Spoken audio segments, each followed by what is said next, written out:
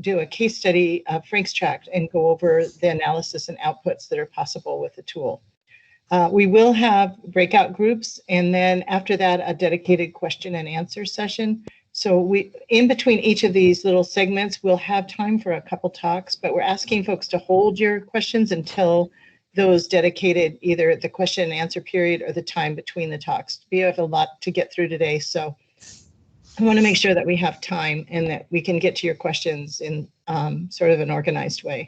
So with that, we'll jump right in and have an introduction to the tool from Letitia Grenier, our SFEI's Resilient Landscape Program Director. Hi, everyone. It's great to get to talk to you today. Thanks for joining us. I'm excited to tell you about the Delta Landscapes Scenario Planning Tool. And I'm just going to give you kind of a high-level overview of what it's for, a little bit about what it is and what it does. And then we're going to get into a lot more depth about how it works technically, give you an example running through a scenario, and talk about future steps. So if you're frustrated by the kind of high level of what I'm talking about, it's going to get into more detail soon, and hopefully there'll be time for questions. So next slide, please, Lawrence. So this tool was brought about, there's been talk about landscape scenario planning for a long time in the estuary, and this tool was brought about, I think, by a lot of the discussions within the adaptive management group at the Delta Stewardship Council in terms of thinking about how can we plan for regional restoration in a way that's standardized and transparent. And I think there's different aspects of that that are really valuable. One of them is you can make these apples to apples comparisons. You can use science to do it. And if, by using independent third-party science, you can start to build trust and a shared platform of knowledge for people to make decisions in this, complex system that we're working in that's also really big. And so this kind of tool is helpful for both constructing the scenarios and then evaluating them, and then understanding how do multiple projects work together. It is so hard to get one project done. It's so expensive and it takes so long that we, I think this was mentioned earlier by Dylan this morning, how do we then make sure that we're also thinking at that big system scale and ensuring that our projects fit together to be hopefully more than the sum of the parts. Next slide. It's also useful for implementing the Delta plan. A lot of the science that this tool is built on is similar to the science that underpins some of the performance measures in the ecosystem amendment. So this tool can kind of help guide project proponents toward compliance with the Delta plan. And then it can also help think about, okay, here are the projects that are coming. It can also sort of help anticipate the future of where actions are going.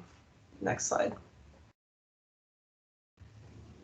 Another thing we were told this would be useful for is evaluating proposals. So as we all know, resources are really limited relative to the amount of work that needs to get done in the Delta. And so this is a way to think about, where should we put the money? What are the most important projects to get done? And then how will they work together at the larger scale? Also has, thanks, Lawrence. It also, just on the previous slide, it also helps to have these kind of specific metrics to help project proponents think about how to design their work when they're submitting a proposal. Next slide. And then tracking projects. So there's the idea of what a project is before it happens, and then there's what actually does happen in the real world. And sometimes that's not always exactly the same. I think we had some good examples of that during this forum this week. And so this tool can also help with actual tracking. So when we update the data layers that show what's happening on the ground, it can show how projects have actually developed over time. Next slide. So one of the important things to understand about this tool is that it's built on a lot of science. This is not just a GIS exercise where we're summing up, there's this many acres in these polygons and that many acres in those polygons. That part is in there, but there's also much more. I think of them as layered and synthetic metrics that try to get at how can the landscape support different functions that people want the landscape to do. And by that, I mean things like, we want the landscape to support native fish. We would like the landscape to not flood in a catastrophic way. We would like the landscape to sequester carbon. So there's these things that we want the landscape to do. And the way the tool is built is it's founded on a lot of science to make sure that there is a strong relationship between what we project in the future based on spatial data and what's been measured in the past, so that these are based on some kind of empirical measurements. And the work that we've done over the past decade or so, trying to understand the historical delta, that's the map on the left, how much it changed in the present, the map in the middle, and what it could be in the future. That set of reports is what we call the Delta Landscapes Project, is a lot of what underpins the metrics that you're going to see, especially in terms of the ecological function metrics. As you'll see, there's some other metrics that are more based on economics and essentially that kind of science, but that other people did and not what we did at SFEI. The approach that we took and the philosophy behind this is definitely to think large scale. So this is landscape scale, good for large projects like island size or the size of the whole delta. So big. And we're really focused on process-based restoration. So there's an ultimate sort of unstated idea that if we have process-based functioning ecosystem, it's going to be more adaptable and more resilient as things change. And what we're interested in that landscape being able to provide is, of course, these desired ecosystem functions. I gave a few examples before, and you'll hear more about that, especially in the Tract scenario that's coming. So all in all, this is intended to help us think holistically. This is not just about fish. This is about a full ecosystem and all the different kinds of things it can do. A lot of what this tool measures right now is things an ecosystem can do for wildlife, but over time we're trying to add other things that people want the ecosystem to do, including things for people, like sequestering carbon to improve climate or other, say, recreation, things that the communities might be interested in locally. And again, one of the things that we were focusing on is to think large scale and long term. So this is a tool to try to really unite our work on individual projects and understand it at the system scale. And that can help us with resilience. So the way it works, Lawrence is anticipating me. Next slide, Lawrence. You were right. Okay. So the way it works is that there are these input layers that's probably old GIS speak, but there are these input data sets for the different scenarios. And it can handle up to 3 scenarios. Plus there's a built-in historical and modern scenarios just to help you understand what had happened in the past and where's the delta at right now. Then there's all these modules, if you look here in the middle, and those are measurements of different kinds of ecosystem function. Within each module, there might be a lot of different metrics, and you'll see that in a minute. So there's quite a few that are more ecological function focused, which are the top 6. And then the bottom 6 icons you'll see there, starting with inundation, subsidence, agriculture, are focused on more physical processes or economic issues, suitability, land ownership, things like that. And then it outputs measurements of each of these modules and functions across the different scenarios so that you can look at them side to side and think about the trade-offs and what each scenario gives you. So it just kind of dishes up the information and provides that foundation to have the conversation with everybody at the table who's thinking about what direction do we want to go and how are we going to deal with trade-offs. Next slide. I'm going to go through the outputs of the tool really quickly since you're going to see them again from Lawrence and then from April in the example. So the first thing you get is this overall summary, and you essentially get a table of how the different modules compare to each other across the scenarios. And what you're going to see in this presentation is historical and modern and eco-restore. So it's a real scenario that's being implemented right now in the landscape. All the different projects within eco-restore. Next slide. And here's an example. Here we're looking at the summary table. Here's where you can see, you can kind of line up things next to each other and compare them. And the only module that's being shown here is support for marsh wildlife. So it's the marsh habitat module. And you can see that within it, each row is a different metric. So there can be several metrics that go within one of these modules. Next slide.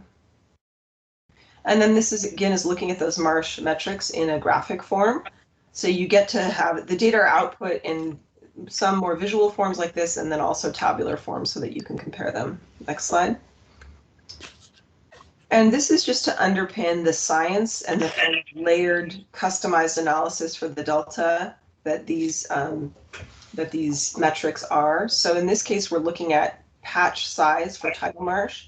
And if you focus on the lower right here where we have the different size circles, what we're trying to show is that you get a different level of function. So this is about supporting marsh wildlife. That's the function we're interested in with this metric.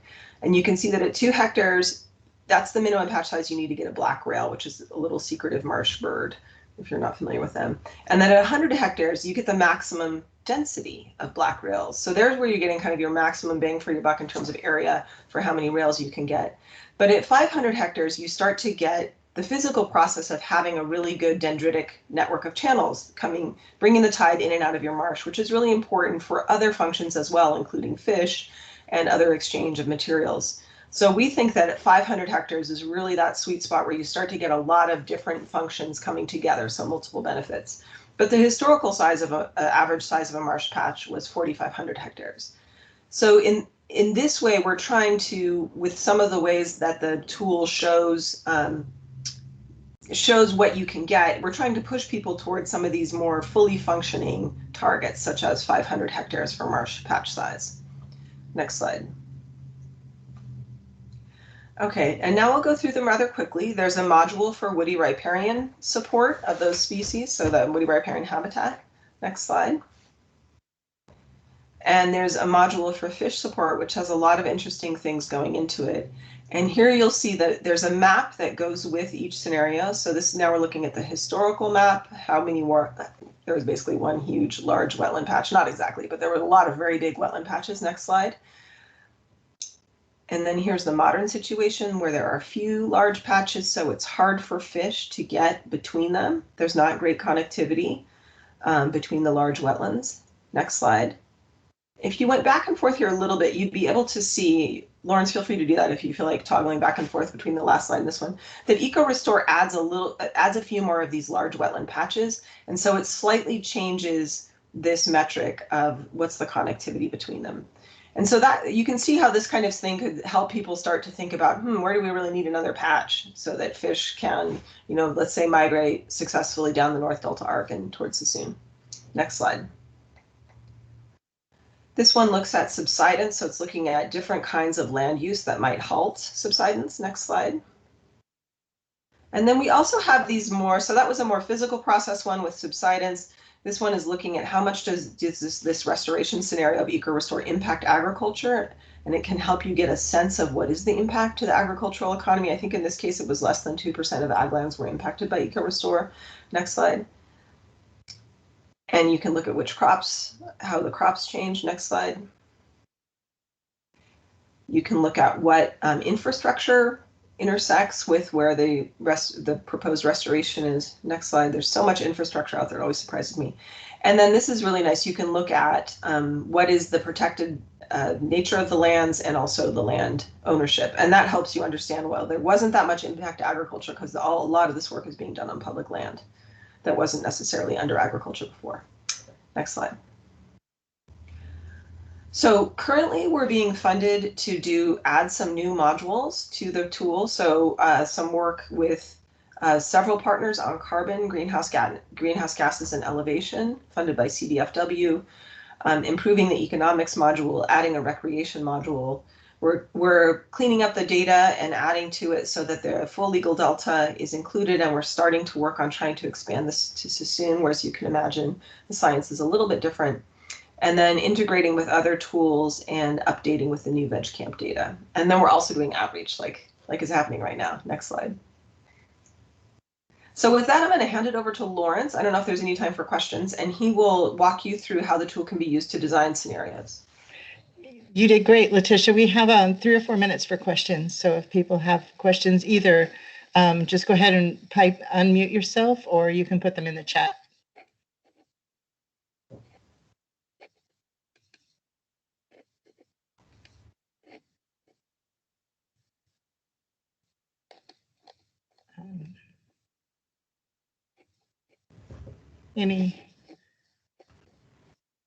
No questions? Going once? Letitia, I had one quick question for the benefit of the group. Could you clarify that now if Sassoon is being added, if a user would still be able to disaggregate, say if they wanted to run the patch size metric just by Sassoon or just by the delta and for the entire system as well? Oh, that's a great question, Dan. Thanks. We are only funded at the moment to do sort of the beginning of this Sassoon work, so we haven't tackled that question yet. It's really nice that you brought it up so we can think about it for a point when we get funded. It takes a few years to build the science and all these metrics, so we'll have to think about that. It sounds like you're saying it would be useful to be able to do that. Am I correct? I could see it being useful. I think I really like the emphasis that you and Dylan raised about thinking at system scale. I think that's the right way to do it. but there's also a lot of projects that focus on species that may be more prevalent in one area, so non-avian species that can't fly between systems as much, or there's a project that's funded for a certain boundary. So I was just asking more of curiosity. I think it could be useful. I don't know if it's critical. That's great to think about that, and then think about where the line of delineation would be. So appreciate that question.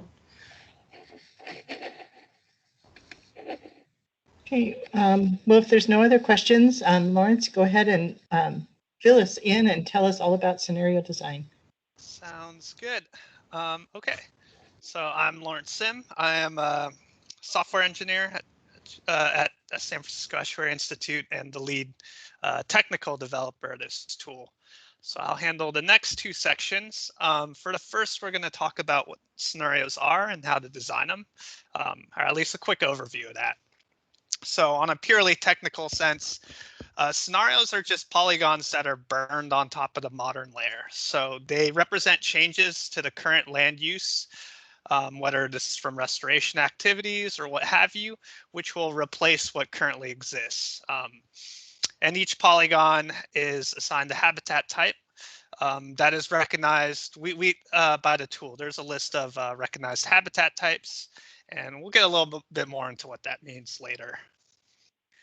The idea is that these scenarios are evaluated on a landscape scale. So you could have one project, or like the Eco Restore we used to run, it was a suite of projects. So it's not just about the benefit of one effort alone, but how a synchronized group of restoration actions can be, greater than the sum of their parts. And the tool is designed basically generally to evaluate these ecological functions, which are described briefly below. So for creating scenario overlays, the simplest would be obviously if the design already existed, especially as spatial data, then you can just import it over, apply the right habitat type attribute, and basically use that as your scenario overlay. Another version of tackling this would be taking what exists in the modern habitat layer. You can copy over polygons that represent what currently exists and then start editing them in GIS. So you can just take them and start playing with the vertices and moving around the boundaries. And of course, you can just draw your own. So you could either freehand trace or trace from a blueprint or a plan. We provide some additional layers packaged with the tool to help you develop these. One of them are these 4 landscape potential layers, which identify areas of restoration opportunities that are high potential. So you can copy these over and use those polygons, or use them just as a guiding data set for where they could most likely or be existing. In addition, we have the web map, which is also available on our project website.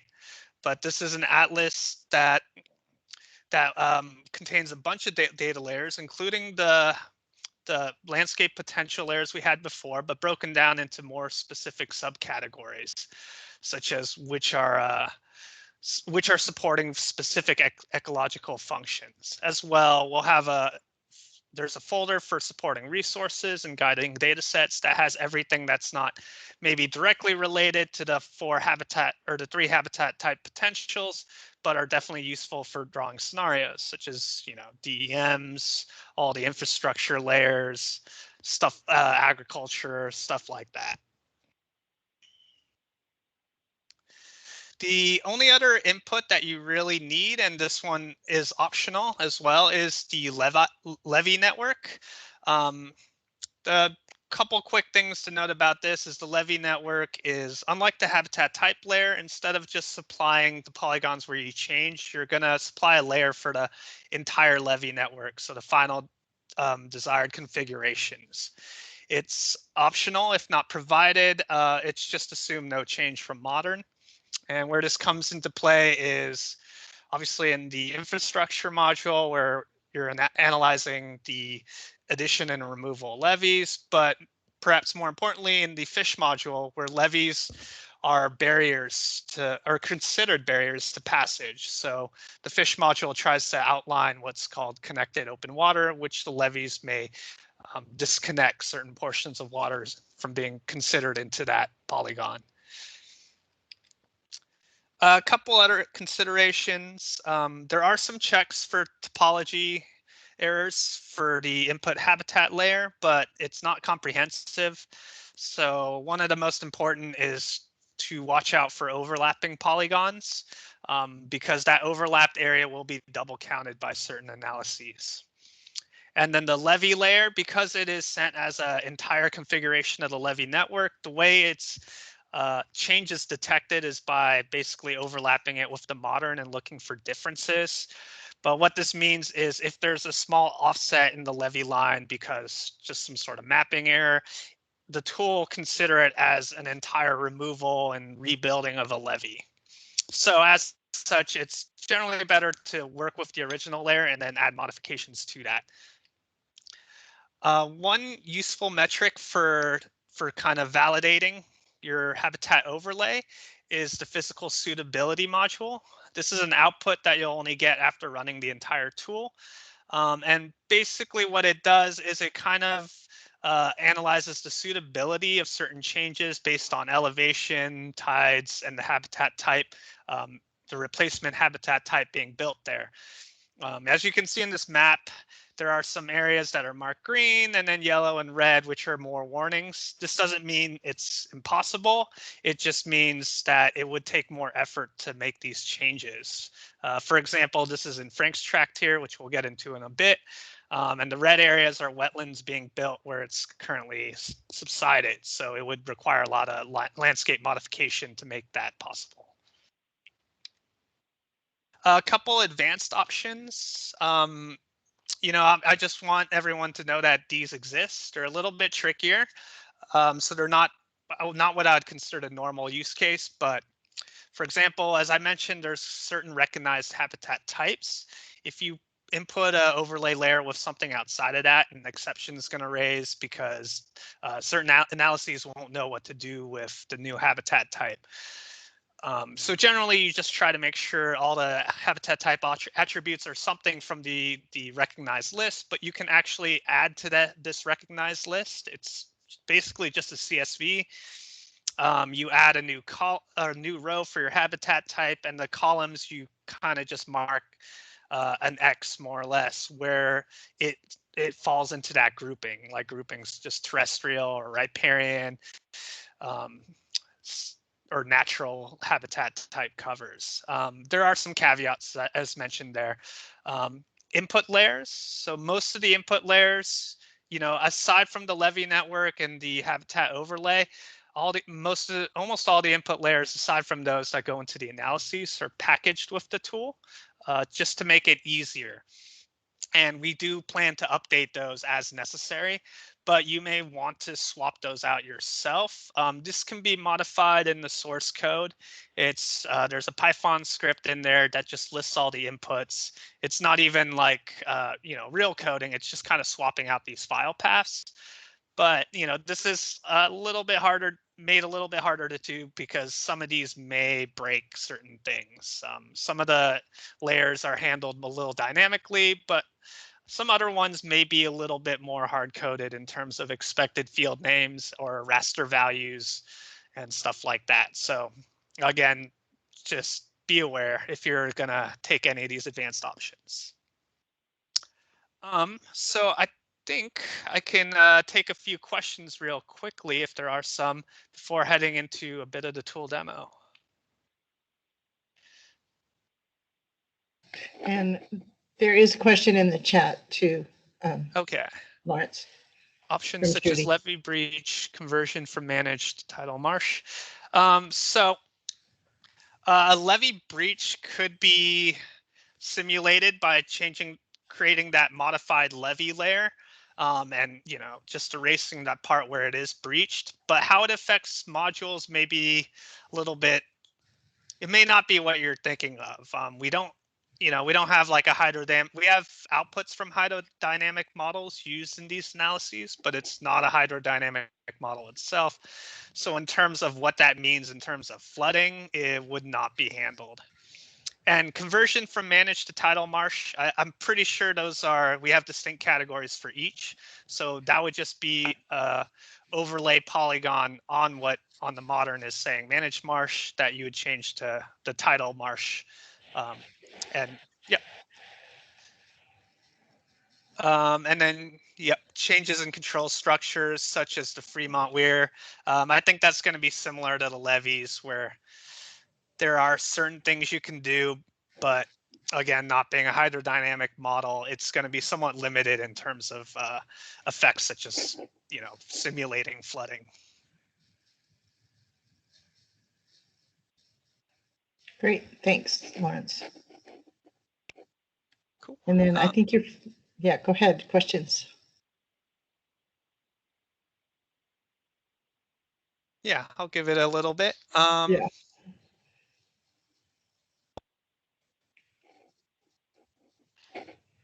And you're doing great on time too, so. Perfect. I can stretch out, the demo a Yeah. little. No, it's great. We'll have plenty of time for breakouts in April's talk. Okay, so I'll just kind of move into the tool demo. Since, we can stretch this out and it might be more interesting anyway. Just a couple things to clarify before we get into it. One is the idea of workspaces. That's just a single directory.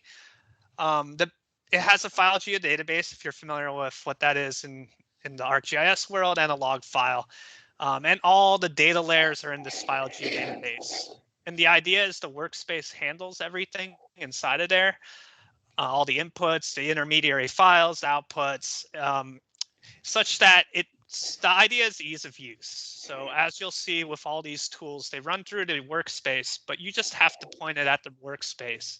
Unless you're bringing in new data, you just point it at the workspace and all the previous parameters or scenarios that you run are all in there and it can parse that automatically. The one downside is you can look at this, you can copy things out of it, but you probably shouldn't be messing around modifying anything in there, deleting files or changing file names because it looks for specific file name formats and such. Changes inside of the workspace could render the workspace broken, at least to the perspective of the tool. The tool itself it's a tool set of 4 distinct tools. And I'll get into this more detail with the tool demo, but the basic idea is you have the first 3 tools are running through the workspace. You prepare it, you add scenarios to it, and once you have all the scenarios you add, the add scenario tool is run as many times as you need. You do the run analyses tool, which runs the analyses on all the scenarios it finds in the workspace. And then the output statistics, we'll get into what the outputs are like more later. But the main thing to remember is this is where you supply your area analysis or study area ROI. Basically what that means is the workspace is run on the entire extent. And the output statistics can be run over and over for different ROIs or study areas as you want without having to rerun all the previous tools. It's just kind of cookie cuttering out the necessary layers and adjusting the statistics and outputs for that ROI. Cool. And I'll get into that next, but let's start with the tool demo. All right, so let me switch my share screens.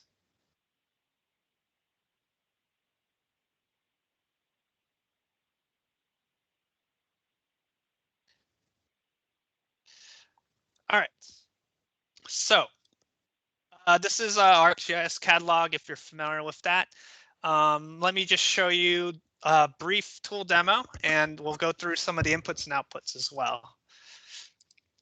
So the prepare workspace, as I mentioned, it really just, as it says, it prepares the workspace. There's not a whole lot to it yet. It's just setting up the workspace for later use. You set the output location, the folder name, and then you supply spatial reference. So just so for consistency, anything that goes into this workspace will use this projected spatial reference. What that workspace looks like is right here. You don't have to know too much about all the layers in here, but you can just see it prepares the historical and modern scenarios, which are going to be in any project. And there's some tracking tables here for scenario name aliases and analyses. The next tool is adding scenarios. So you select your workspace. There's two scenarios names. There's one that's internal. So this is, this is what goes into file names. So there's certain restrictions like invalid characters and no spaces just to be safe. So this is the internal file name. But of course, there's a display name alias, which is kind of the pretty name. And that will be used in text outputs and all that. The scenario overlay you add in here. And then well, actually, yeah, let me just overlays just to show you. And then once you add that, the next parameter is which attribute field of that corresponds to the habitat type. And there's only two here, so it's pretty straightforward. The levee centerline layer, as I mentioned, it's showing a warning because we're not supplying it in this case, but that's fine. It's just saying no changes to modern levees are assumed. So after you run that, potentially even multiple times, you get a workspace that looks like this. So in addition to the historical and modern, these are the internal scenario names I mentioned. So scenario A, scenario B, scenario C. There's not a whole lot in here yet because we just added the scenario. So we have the habitat visions. The suitability is run in advance, but just the basics to get started. So the next step is running analyses. You would pick that workspace and select which of the analyses or all of them that you would like to run, and it'll run it on all the scenarios in there. You could also add scenarios after the fact, but then you'd have to run analyses again because scenarios added after running this tool the first time obviously would just be the bare bones. What that looks like now you're going to see the workspace much more populated. Again, you don't have to know what all of this is, just kind of seeing all this data that's been created from the analyses. And then finally, the last step, as I mentioned, is the output statistics tool. So for this, you would, so the analyses, you'd point it at your workspace. It'll pull out the scenarios that are already in there. As you can see, it's using the formatted kind of pretty names instead of the internal. You select which ones you want to look at. You may select all, or you may just want to look at one or two. You specify your area analysis. It can be a custom one, or you can use one of these predefined ones. And then finally, just the output folder where it's going to go. When you run that, oops, why did this window get small? There we go. I'll show you really quickly what that looks like. So this folder is what it might look like when you run that output statistics tool. There's an output folder. This will have data folder with all your CSVs, the tabular data. Map folder with all the MXDs used to create map images. A shape folder. This has shape files and raster outputs and just a lot of stuff. But and this data is, it's pulled out from the workspace, but it's not tied to it. So you can edit this as you please. And then the next thing, probably one of the most interesting things that come out of this is actually the report. So this is it's a web page. You see this HTML file that you can open in your browser. It doesn't require internet connectivity though. It's all self-contained.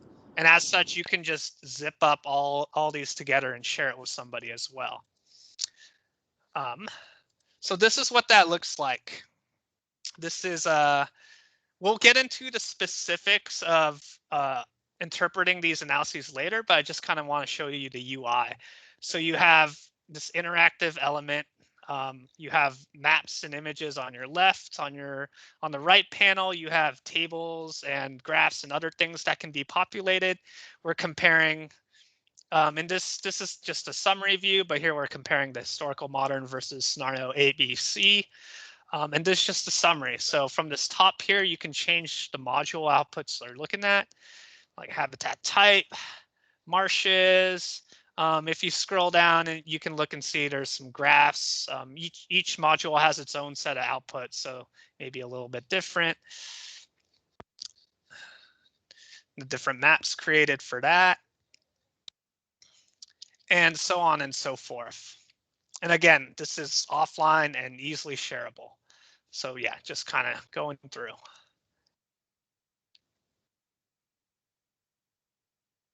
And then one other thing you can do is you can also print this. So this will spit it out in a PDF format. That might be a little bit easier for sharing. And that would look like, let's get the zoom out here. That would look a bit like this. This is one that was run previously on EcoRestore. So it's the same thing, just kind of flattened out. All right, and let me go back to the slides. So let me stop sharing this.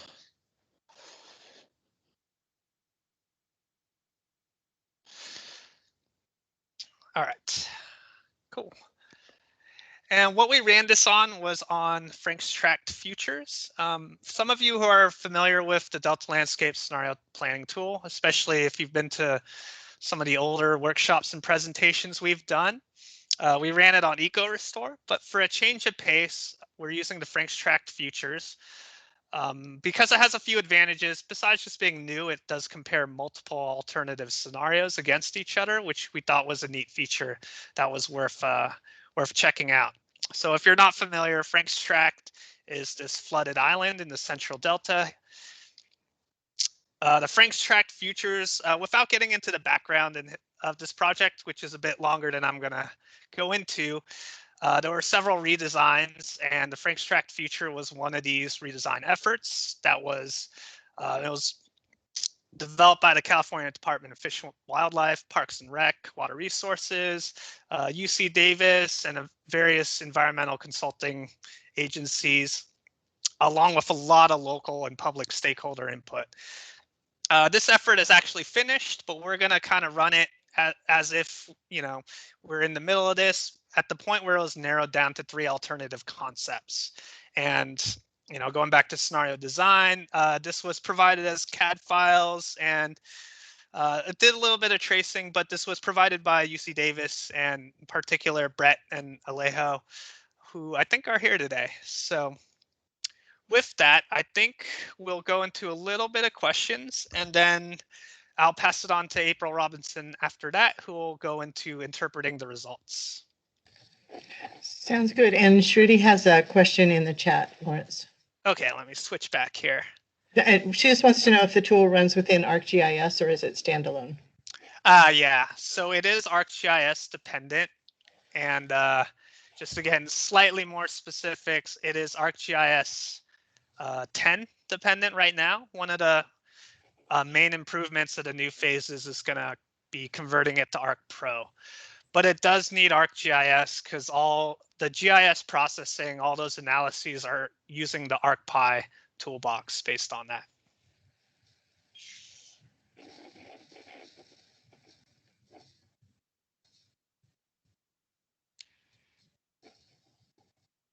And I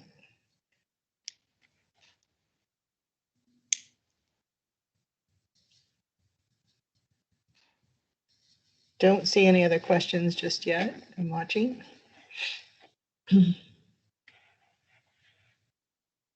Pro would be nice. Yep. Yeah, since ArcGIS is, or Esri is moving to Pro and they're going to be discontinuing 10, that's definitely a high priority. Or not discontinuing, but at least dropping support.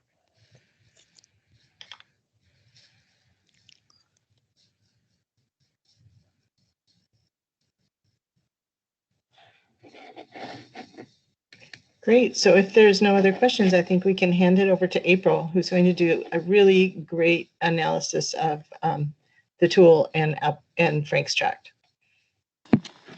Thanks, Donna. So hi, everyone. I'm April Robinson with SFEI.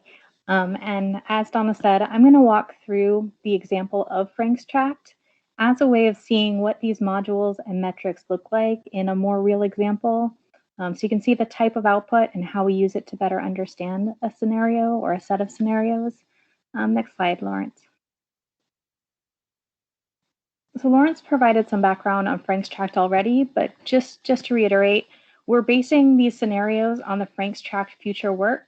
So I really want to acknowledge the great job that team has done. And again, thank Brett Milligan and Alejo Kraus-Polk for their help in bringing these scenarios into the tool for this workshop.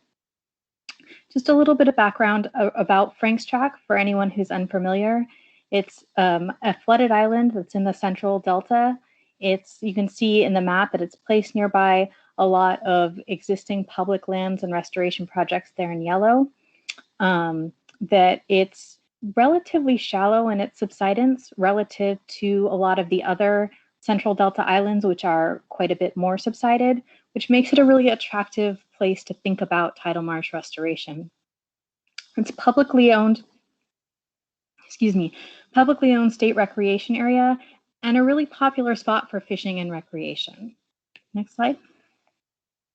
Okay, so these are those three scenarios that Lawrence talked about that we took and put into our tool, and you can see what they look like as inputs. You can see the colors there. The dark blue is meant to represent open water, the teal is tidal marsh, and the green is riparian habitat. And you can see there that black outline is representing our area of analysis. So that's the area that we've chosen to run our metrics on. Next slide. And the area of analysis is determined by the user. So that's something that you can change as you run your analysis, as Lawrence pointed out. And we chose this particular area of interest just as a way to capture not only Frank's Tract, which is the blue island in the middle there, but also some of the surrounding islands to help with the context. So just to explain what you're seeing there in the map, in those surrounding islands, the pink represents agriculture, the yellow is grasslands. You can see there's a fair number of managed wetlands there in light blue. And then there's a fair number of remnant tidal marsh islands around in teal that are nearby Frank's Tract. So we thought understanding what's happening in the scenarios in the context of that slightly larger region would be helpful. And just to note that this is a tool that was designed to be used at regional and landscape scales. We want to think about what's happening at a slightly larger than parcel scale when we run this tool. Next slide. Okay, so as Letitia and Lawrence said, there are a number of different modules that make up the tool. And so I'm just going to walk through each of these modules. There's a lot of output that goes with each module in terms of the text and the tables and the maps and the figures. And I'm not going to go through all of it or necessarily every metric, but I want to make sure that you have a good sense of what comes with each of those modules. Next slide. So starting with the summary module. The summary module is a way to quickly compare what's happening across metrics across all of our different modules. So it's a very large table, which I'm showing just parts of right here on the screen, that's going to show how all of the different scenarios scored for each metric.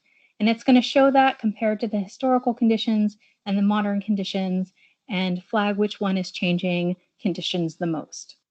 It's important as it's a really helpful module for being able to at a glance see what some of the trade-offs are between different scenarios, but it's important to also drill down to the individual modules and understand why we're getting the metric scores that we are, what those differences are, and understand the details and explanation that go along with that. Next slide. Okay, so the next module is the habitat types module. When we talk about habitat types, our habitat types are based on the vegetation, the aquatic features, the land use, and they're really tied to the work that we've done on the Delta Landscapes projects for thinking about habitat types that we could compare across the past, present, and future scenarios. And it's important to think about habitat types. It's kind of a high-level understanding of what's happening because those habitat types link to what types of functions and species we can support. They also link to the restoration acreage targets in the Delta Plan, and that's something the tool calls out as well. Next slide. Okay, so here's looking at just a part of the table from the habitat type output from running these 3 different scenarios. And you can see there outlined in blue, the major changes that we're seeing as a result of all 3 of these scenarios is an increase in the amount of tidal freshwater emergent wetlands, a decrease in the amount of open water, and an increase in willow riparian shrub scrub. So all 3 of our scenarios are adding a large amount of habitat for tidal wetlands in particular, but also for riparian. But scenario C is adding a bit more for both of those habitat types than the other scenario types. Also, in comparing that to the Delta Plan targets, we can see that these scenarios achieve between 3.2 and 3.5% of that goal just through these scenarios. For tidal marsh, I should say. It's about 1% for the riparian habitat. Next slide. Okay, so then looking at our next module, which is marsh habitat, to better understand tidal freshwater emergent wetlands and support for marsh-associated wildlife in the Delta. And because this was a really important habitat historically, one of the dominant habitats in the Delta, really that links to support for a lot of functions and species that we care about, we have a lot of different metrics related to this particular module. Some of the things that we look at are the marsh patch size, the connectivity among marsh patches, and the marsh patch shape. And you can see in these maps here, the different colors are meant to represent different marsh patches. So you can see what we call an independent marsh patch. And as Letitia said, we tried to really ground this in the best available science. And so what we consider a patch, whether a polygon counts as 1 patch, 2 separate patches or 1 combined patch, really has to do with our understanding of how wildlife are using the wetlands and whether or not they can freely move between those patches. Next slide. Okay, so one thing that we look at is the number of large patches that we have in each of our scenarios. We know those large patches are important because they support more habitat complexity, greater species diversity, larger wildlife populations. So here we're using a threshold of 100 hectares to think about the number of marsh patches that we get. And all of our scenarios get us at least 1 more large marsh patch. Scenario 2 actually gives us 2 large marsh patches greater than 100 hectares. And I think it's important here to zoom back and think a little bit about the context of the whole Delta. Currently in the whole Delta, there are only 3 marsh patches greater than 100 hectares. So this is a substantial benefit across any of these scenarios in terms of adding more large marsh habitat. You can see though, just putting that in perspective, we're not getting any new marshes that are greater than 100 hectares, and the amount of marsh that we have in large patches is still relatively small compared to historical conditions. Next slide. Okay, and just some of those other ways of looking at marsh patch size. Again, all of our scenarios are increasing the average marsh patch size and are giving us new large marsh patches, so are giving us benefits in that regard, but it's still small compared to what we had historically. Just to note that that graph on the right has a log scale, so it's even more dramatic. And for all those metrics, scenario C is slightly better than the other 2, but all 3 are giving us those, all 3 scenarios are giving us those benefits. Next slide. Okay, and the next thing we wanted to look at within the within the marsh module is connectivity among wetlands.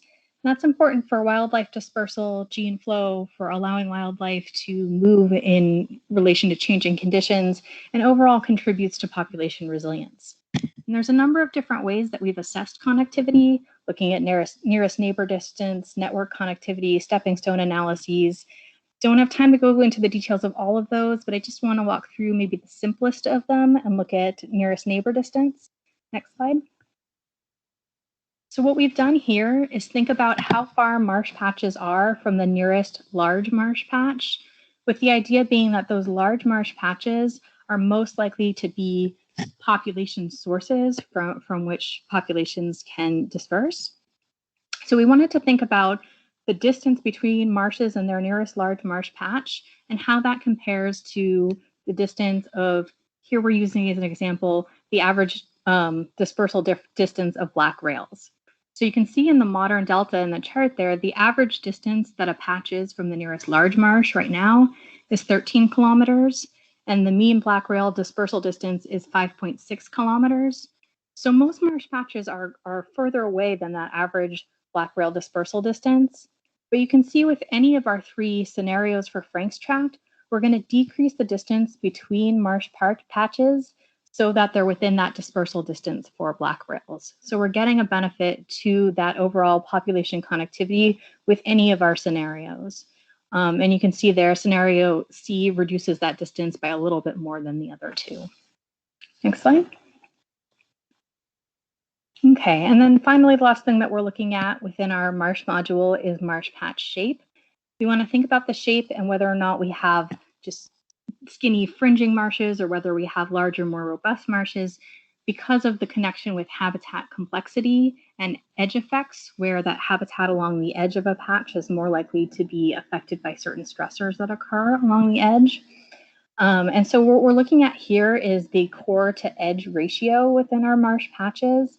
And you can see we had quite a lot historically of core area within our marsh, almost none within our area of interest today, and that all 3 of our scenarios would be increasing that core habitat relative to the edge by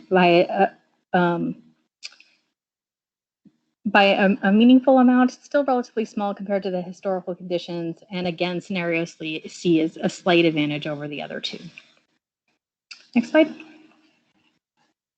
Okay, then moving on to the next module, we're going to look at woody riparian habitat, which again is telling us about support for those riparian associated wildlife. So one interesting thing to note about this area is that historically it didn't have any riparian habitat because of its position in the central delta. But now with the levees and with the areas levied off from tidal influence, we are able to support riparian habitats. And those riparian habitats really do support important species in the delta and are part of the Delta Plan habitat goals. So we do want to think about how much of that habitat we have in this area. And scenario C is going to increase the amount of riparian habitat that we have in this area the most. And scenario A gives us the largest riparian patches. And again, with the idea being that those larger patches would support greater habitat complexity, greater species diversity, greater population sizes. Next slide. Okay, another thing we want to look at is wetland buffer. We want to think about the types of terrestrial habitat that we have that are adjacent to either wetland or aquatic areas. And those buffers can be important for providing additional habitat and for ameliorating some stressors that might be influencing the aquatic and wetland areas. And what we did in this metric is we distinguished between buffers that have a more natural land cover type and buffers that are more developed. And you can see that all of the scenarios are adding a fair bit of natural wetland buffer, and that's really being added by those riparian areas that we just talked about. And you can see them in the middle of the Frank's Tract Island there in green. And scenario C, again, is adding slightly more than the other 2. Next slide. Okay, then moving on to the next tool module, which is fish support. And wetland, riparian, and aquatic features in the Delta are all important for supporting native fish. So a lot of the metrics that we've already talked about are going to link to support for fish. But in addition to those, we wanted to provide a few additional metrics for things that we think are important for supporting fish in the Delta. Those include looking at marsh to open water ratio, connectivity of wetlands along fish migration corridors, vegetated channel edges, and water temperature. I'm not going to have time to walk through all of those, but just to talk a little bit about a couple of them.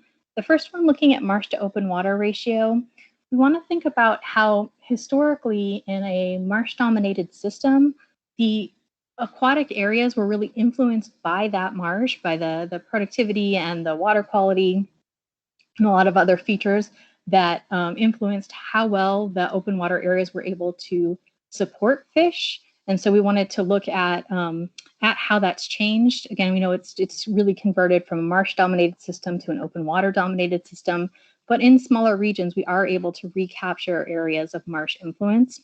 So all 3 of our scenarios are increasing the marsh to open water ratio by a bit. Next slide. And scenario C is the one that has the greatest change on the marsh to open water ratio. But just to look at one more of our fish support metrics, we wanted to look at that connectivity between large wetlands. So here we're looking at how far apart large wetlands are, because we know that large wetlands, especially wetlands that are able to support dendritic channel networks, are really important for providing rearing habitat for salmon and providing support for other species as well, for providing food resources and habitat resources.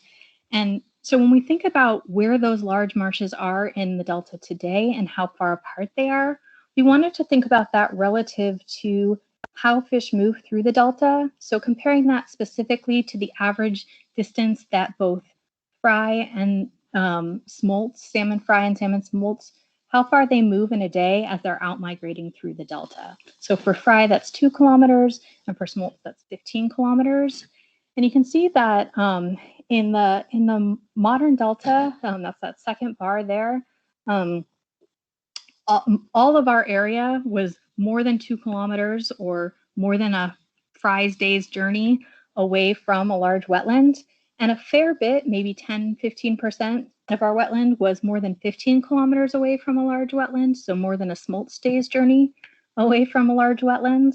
And you can see in all of our scenarios, we've improved that connectivity across the larger Delta, so that now for a good portion of that area, we're within 2 kilometers or within a fry's day's journey away from a large wetland. And we don't have any area left within our area of analysis where we're more than 15 kilometers away or more than that smolt's day's journey away. So it's really important to think about where we are in the landscape and how important that Frank's Tract area is specifically for connecting up in comparison to other projects that are happening in the Delta. Okay, and I'm not going to go through the details, but scenario B had the greatest extent of vegetated channel edge, and scenario A had the fewest wetlands that were near areas of high water, and that was based on modeling data and thinking about that relative to thresholds where we think fish will be impacted by the water temperature. Next slide.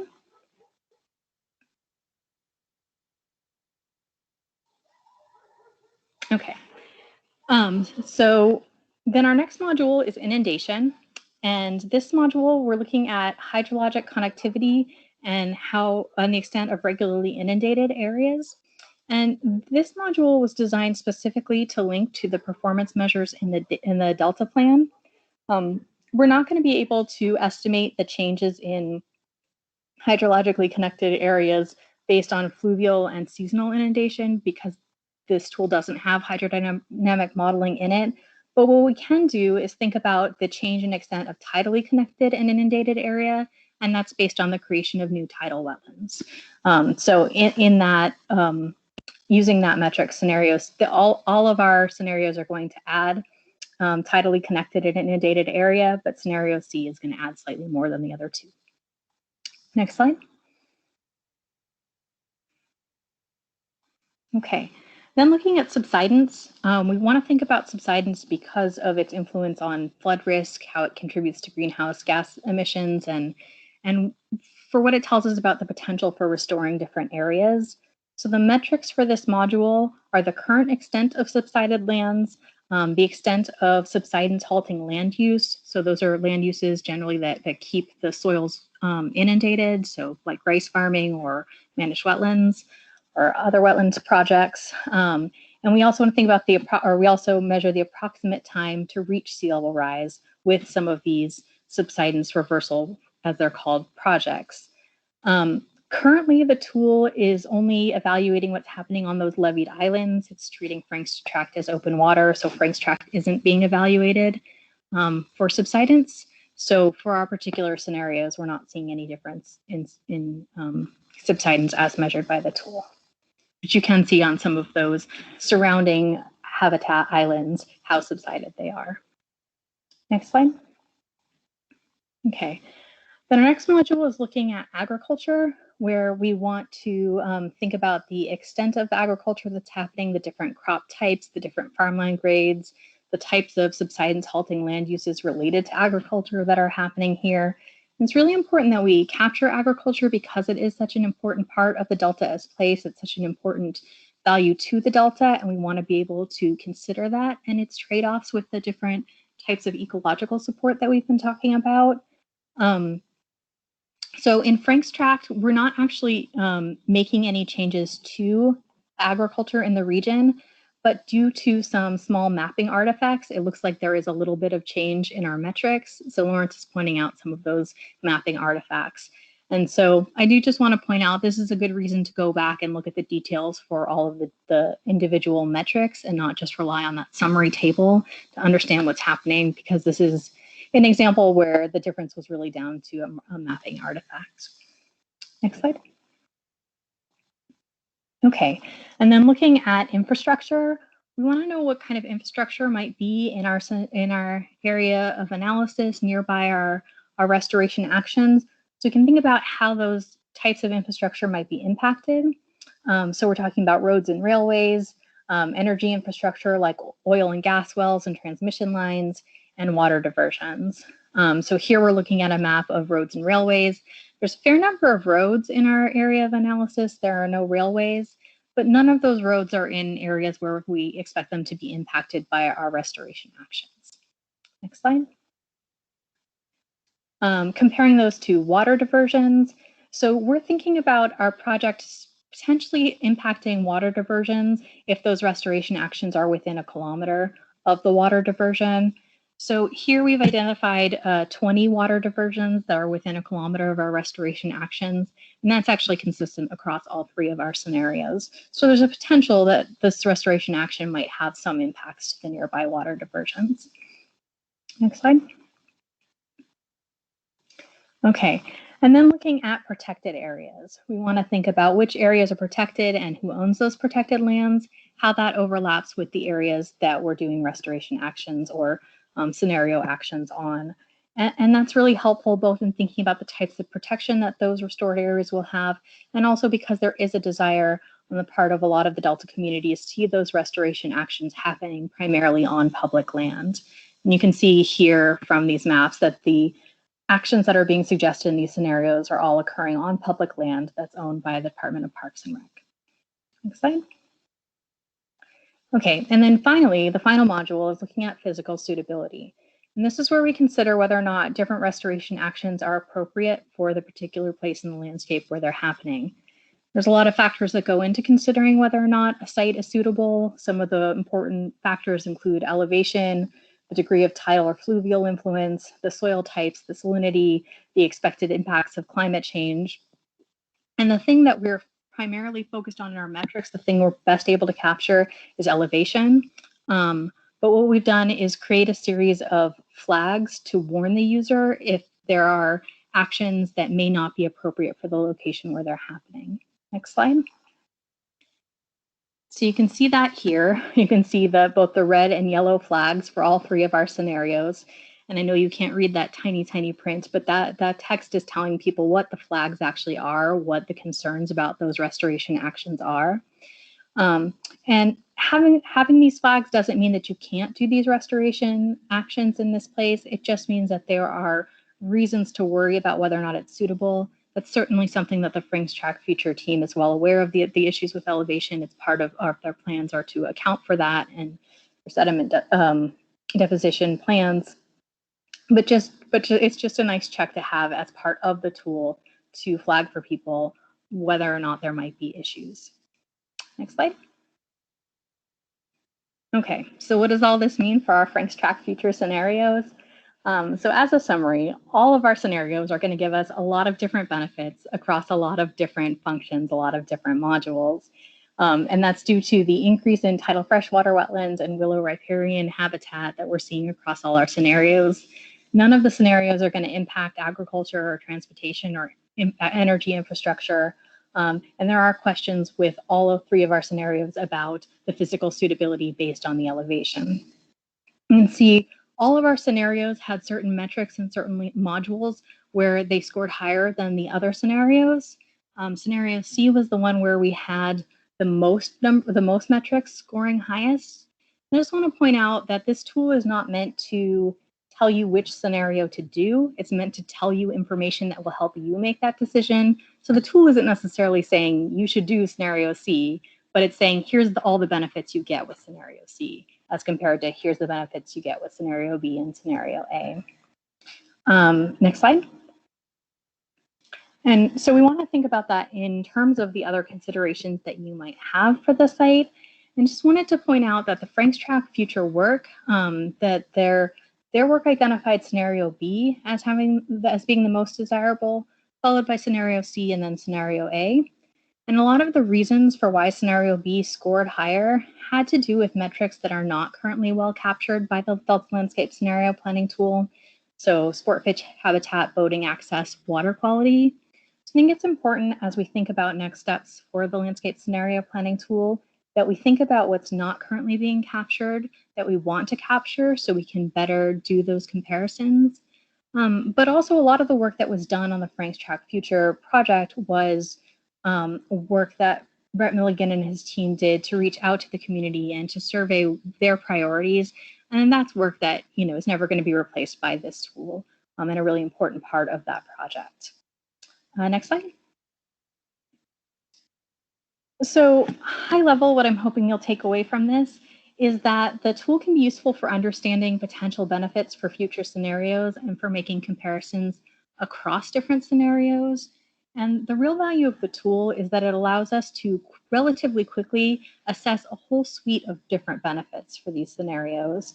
And it helps put those scenarios into context by comparing them both to current conditions and to historical conditions. Again, the tool's not choosing a scenario for you, but it's telling you the different benefits for different scenarios. Not everything's being captured by the tool, and the user is going to have to use that information as part of their larger process for making decisions. But the modular design of the tool does allow us to add in new metrics and new analyses. So we would really like to hear from you what you would like to see in this tool, how we can make this tool more useful by having it capture other important features that it's not capturing right now. And as Letitia said, and Lydia will talk more about in a bit, we do have some exciting new analyses that are in development now. So with that, I'm happy to take questions. Really great job, April. Such a thorough presentation. Bob Peoples has a question. Could the tool be used to identify or compare costs to implement each scenario? Gosh, that's a great question. I don't know that right now. I don't think we'll be able to get at cost directly, get right to a number, because there are so many considerations at a level the tool won't capture. But I wonder if we might be in the future able to get at some things that affect cost, like levies, a little bit more than we do now. I don't know if anybody else from the team has anything to add to that. Yeah, I'll jump in. This is Lydia Vaughn from SFEI. And we are in the process of working on a new module that's really focused on capturing some of the costs that are associated with not only restoration activities, but also what would be replaced and potential, for instance, potential agricultural revenue that would be lost due to restoration. So I'll explain that in very slightly more detail a little bit later, but it's a great question. People are really interested in that, and it's something that we're thinking about. And can I just add that if that's something you're interested in, like if it's a simple kind of model, like X miles of levee tends to equal this much money in this part of the Delta, that's the kind of thing we could add relatively easily. Or, this many acres of tidal marsh, if you don't have to do any fill, tends to cost this much, or whatever, this many breaches, whatever it is. That's useful to us to know what are the specific things, like what are the specific elements of cost that you're interested in? Because part of what we're trying to do is figure out all the pieces that are missing, as April said. And Shruti added an example of socioeconomic ecological cost benefits. Yeah. And go ahead, April. No, go ahead. Well, I do think that is something that we're trying to get at with the economic module that Lydia mentioned, with some of our consideration of agriculture. And as we bring in some of the recreation stuff, we do want to be able to better capture some of those cost benefit assessments. And the more that we can get help in thinking about what other inputs we need to have to capture that, the more helpful we can make the tool. I think it's Jeff's comment, have you considered the relative economic value of habitats? I think that's a really great point for thinking about the cost benefits. And so if people have thoughts on how we would assign those relative economic values, we'd love to be able to integrate that sort of thing into the tool. And it's just a question of how we would accomplish that. And then Bob, you have your hand up. Go ahead and unmute yourself.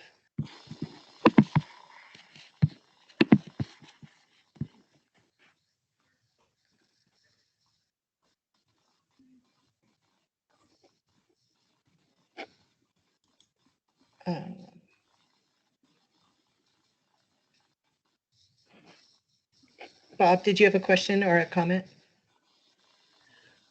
Well, I just wanted to say, the reason I was asking that is, and they make a good point that, you can't, this shows the effects of, the analysis shows the effects of these different scenarios.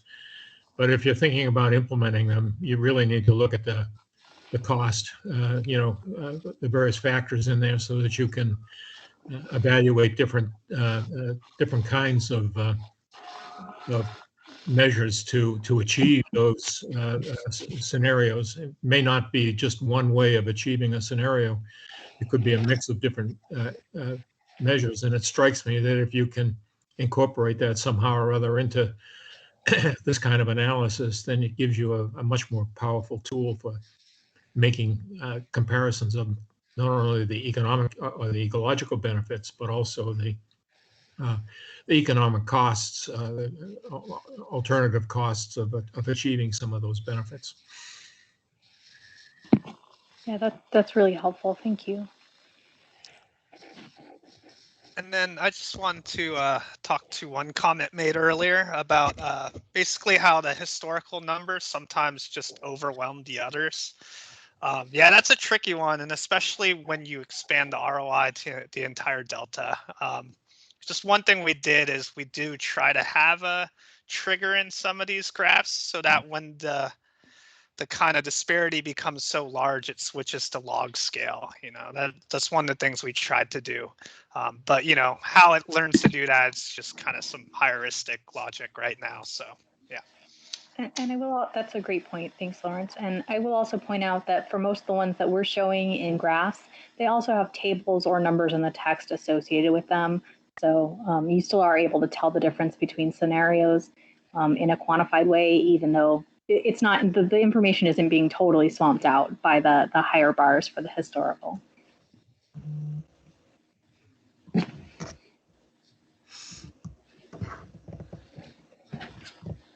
Any other thoughts or questions before we go to breakout sessions?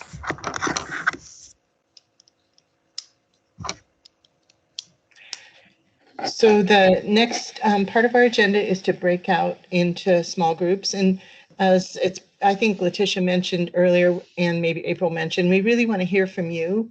How do you see yourself using this tool? What kinds of things can we do to improve the tool to make it more fit with what you need it to do? So we're going to break into small groups. I think we're going to have 3 breakout groups. Letitia, Lawrence, and April will be leading the breakout session, so you'll have a chance to ask them even more questions in a smaller group format. And I think we had